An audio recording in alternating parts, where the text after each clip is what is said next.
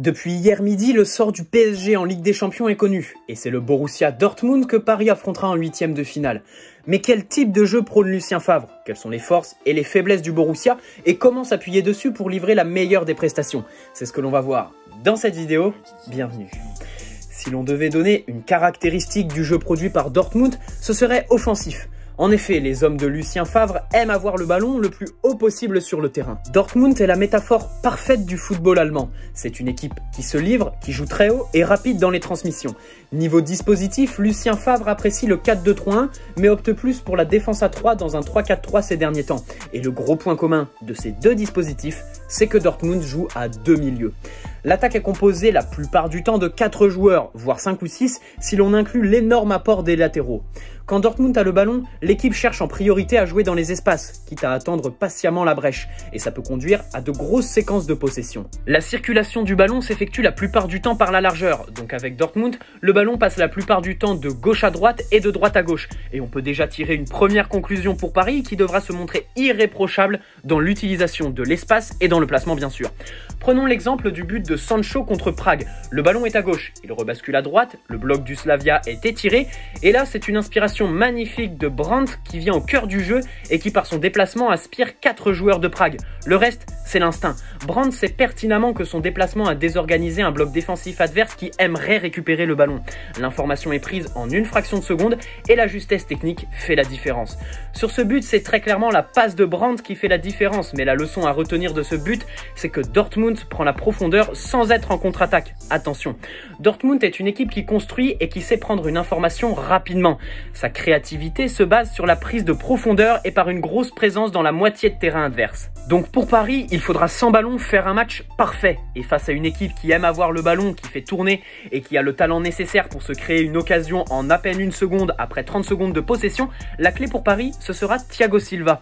Au Monstro sera attendu là-dessus puisque ses qualités de concentration, d'anticipation et sa justesse technique avec ou sans ballon devront dégoûter les attaquants adverses. Donc rigueur tactique, Thiago Silva des grands soirs et puis bien évidemment, autre enjeu capital pour Paris face à la philosophie de jeu de Dortmund, les latéraux. Que ce soit Bernat, Meunier, Dagba ou un autre, les latéraux parisiens n'auront pas le droit à l'erreur et seront obligés d'être toujours en mouvement s'ils veulent apporter offensivement au PSG. Parce qu'en face, il y a Sancho, Hakimi, Hazard ou encore Guerreiro. Et tout ça, ça peut faire très mal sur les côtés, que ce soit en matière de présence, de vitesse ou de capacité d'élimination par une passe, un geste ou par un appel. Prenons l'exemple du but d'Hakimi pour le 3-2 face à l'Inter. C'est simple, un latéral qui déboule on ne sait d'où, qui a choisi le bon moment puisque les deux défenseurs qui sont près de lui ne le voient pas arriver, et puis une bonne passe, une belle finition, ça donne un but que l'on devrait montrer à tous les latéraux du monde. Donc la concentration devrait être maximale pour les latéraux parisiens et les ailiers devront redescendre, c'est certain, puisqu'en général quand Dortmund se lance sur un côté, c'est avec 2 joueurs minimum. Donc avec ballon, voilà à peu près le jeu que produit Dortmund, un jeu exercé très haut sur le terrain qui se base sur la possession, la patience, la rapidité d'exécution et la prise de profondeur. Et attention, là-dessus, Dortmund n'a presque aucun défaut. Pour Paris donc, sans ballon, les clés d'une grosse prestation collective seront une rigueur tactique irréprochable, sans trop descendre. Attention, clin d'œil à Marquinhos qui, s'il sera au milieu, devra tirer son équipe plus haut sur le terrain. Ensuite, Thiago Silva devra absolument être dans un grand soir parce que ses qualités collent parfaitement à celles des attaques du Borussia pour les anéantir. Les latéraux parisiens devront être irréprochables et enfin les ailiers devront faire les efforts. Et ici, on passe évidemment le bonjour à Neymar et Mbappé. Mais si ce jeu très offensif pourra poser des problèmes au PSG, à la perte du ballon, le Borussia, ce n'est pas trop ça. Certes, c'est une équipe qui met de l'intensité et qui va au pressing constamment. Mais lorsqu'il faut effectuer une transition attaque-défense, le Borussia peine et le plus gros défaut que Paris devra exploiter au maximum se situe ici. Pas besoin de vous faire un dessin. Quand Dortmund perd la balle et que l'équipe adverse se projette bien, c'est très difficile. À cela, vous ajoutez la palette offensive du PSG et vous avez peut-être la clé des 2 matchs. Quand Paris récupérera, il faudra de suite, mais absolument de suite, se projeter et jouer du talent de Neymar et Di Maria. Et puis bien sûr, le danger numéro 1 que Dortmund devra appréhender, c'est Mbappé et sa vitesse. Sans oublier les appels que Cavani est capable de proposer et la présence diabolique d'Icardi dans la surface. Mais si les qualités offensives de Paris peuvent nous mettre en confiance sur ce point, Attention tout de même à la rapidité dans l'exécution. Paris devra à la récupération partir de suite à l'assaut. Et ça, le PSG ne l'a pas beaucoup montré cette année, si ce n'est à l'aller contre le Real. Et ici, on passe un petit coucou à Verratti qui a tendance à trop garder le ballon quand il devrait jouer plus simple. Mais ce qui est bien avec cet aspect du jeu offensif de transition rapide, c'est que Paris a tout le mois de janvier pour s'entraîner à le faire en Ligue 1 sans problème, puisque ça ne dépend pas de l'adversité en face. Donc à la récupération, se projeter de suite et compter sur l'armada offensive du PSG pour planter. Ensuite, sans ballon, on peut identifier deux défauts au Borussia. D'abord, le fait de jouer à 2 milieux et 4 offensifs crée parfois un déséquilibre. Prenons un exemple, la construction du deuxième but bavarois il y a un mois. Déjà, premier fait, le Borussia est littéralement coupé en deux. En plus de ça, les défenseurs ne sont pas alignés et leur placement est difficilement compréhensible. Et puis, tu as Müller, tout seul le long de la ligne, qui fait un appel tranquillou et son vis-à-vis qui est retourné. Forcément, ça c'est un cadeau pour une équipe comme le Bayern, un tel placement. La passe est remarquable et crucifie le Borussia. Dortmund ne joue pas les lignes resserrées, à la différence de Marseille, par exemple, qui se base sur 2 lignes très compactes pour défendre. Tiens, prenons cette image face au Slavia Prague. Rajoutez Neymar dessus et imaginez les dégâts. Donc avec le ballon, Paris devra être très agressif. Et ici, on comptera plus sur le talent pour casser les lignes de Dortmund qui sont souvent désorganisées.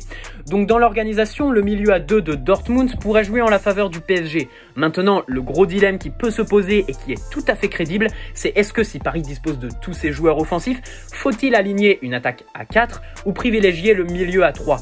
Mais cette question, on se la posera plus tard. Deuxième lacune de Dortmund, la défense. Si l'attaque est flamboyante et peut à tout moment nous mettre en danger, la défense du Borussia est quand même friable. Et pour illustrer tout ça, on va prendre une image assez déconcertante de Lewandowski seul dans la surface pour ouvrir le score. 7 joueurs de Dortmund, 4 Bavarois dans la surface, mais non, Lewandowski est seul, le ballon arrive, aucun défenseur n'est en mouvement et le Polonais ouvre le score très tranquillement. Là aussi, de telles erreurs, Dortmund n'aura pas le droit d'en faire et que ce soit Cavani ou Icardi, les deux devront mettre en danger la défense du Borussia. Bon, et bien voilà, j'espère que vous en savez un peu plus sur ce que Dortmund va proposer en février contre Paris. Ce qui est sûr, c'est que ce match ne sera pas fermé, que l'on aura du spectacle, des occasions et sûrement beaucoup de buts. Maintenant, j'aimerais m'attarder sur 2 joueurs que Paris devra particulièrement surveiller, Jadon Sancho et Achraf Hakimi. Sancho est un dribbleur hors pair. Très provocateur face à son adversaire, il va très vite et sait attirer plusieurs défenseurs sur lui pour libérer de l'espace à ses partenaires. Départ avec ballon arrêté, Sancho sera aussi un réel danger pour Paris. Il est aussi très mobile, il peut coller la ligne, mais sait aussi revenir dans l'axe pour faire de la place à ses latéraux. Paris ne devra pas se laisser berner, surtout que dans le dos, il est redoutable par sa pointe de vitesse. Il est constamment en train de faire des appels contre appels, ses mouvements sont toujours bien appréhendés. Il sait mettre son vis-à-vis dans une position inconfortable par un dribble ou un mouvement. Donc attention à ne pas défendre en reculant, c'est le danger que représente Sancho qui devra être surveillé de très près. Second danger, Hakimi, qui sait à peu près tout faire. Vitesse, sens du placement, anticipation, répétition des efforts et même finition. Hakimi est en pleine forme et il enchaîne les performances de très haute volée. Paris devra vraiment le contenir parce qu'il est très dangereux, mais avec Sancho, ils peuvent créer un vrai déséquilibre chez l'adversaire. En plus de leur qualité individuelle, lorsque Sancho se met à côté de la ligne, il libère de l'espace au milieu et permet à Reus ou Götze d'apporter le surnombre. Et ce triangle, une fois formé, permet d'avoir un joueur libre en phase de construction et de créer de l'incertitude chez l'adversaire quant à quel joueur prendre lorsque la zone libérée par Sancho est occupée. 2 dangers qui seront permanents pour Paris, qui devra les contenir. Voilà, c'est tout pour cette petite analyse qui, je l'espère, t'aura permis d'en savoir plus sur le futur adversaire du PSG. Maintenant, on sait tous que la qualification de Paris ne dépendra que des joueurs qui devront se surpasser. S'ils livrent 2 grosses prestations, ça devrait le faire. Mais encore faut-il les livrer, ces 2 grosses prestations.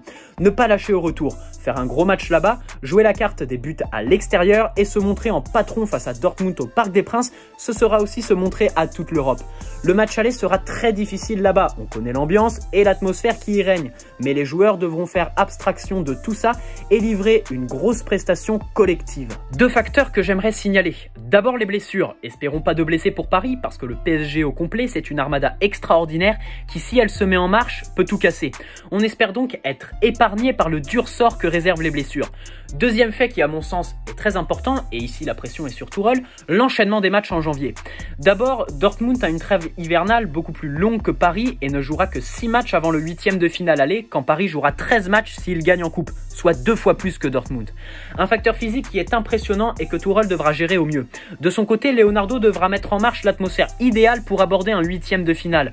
Ne plus rappeler quelconque souvenir et installer aucun doute dans les têtes. Paris devra faire une grosse prestation tactique et physique, mais on sait tous qu'ils sont très attendus sur le plan mental. Et puis pour ceux qui auraient tendance à être dans le jugement de la forme actuelle de Dortmund, ou si le tirage est favorable ou si Paris est favori, les vérités d'aujourd'hui ne sont pas celles du mois de février. D'ici là, beaucoup de choses devraient évoluer d'un côté comme de l'autre, sauf la philosophie de jeu et le plan de jeu. Alors j'espère que cette vidéo vous aura plu. Si c'est le cas, n'hésitez pas à poser un petit pouce bleu, ça fait toujours plaisir. Me donner vos avis sur ce match dans l'espace commentaire et vous abonner si ce n'est pas déjà fait. Sur ce, bonne soirée à tous. Allez Paris, rendez-vous en février pour la Ligue des Champions. Ciao.